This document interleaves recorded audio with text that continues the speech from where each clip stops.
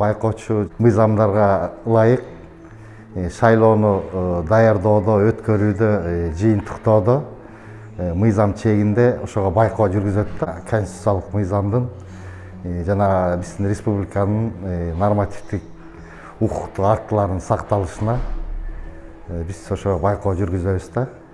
Негизи эми биз деле мисалы жанагы адамдарыбыз болсо же шайлоочу 18-ге чыккан жарандарыбыз же байкоочу же шайлоо комиссиясынын мүчөсү болот да.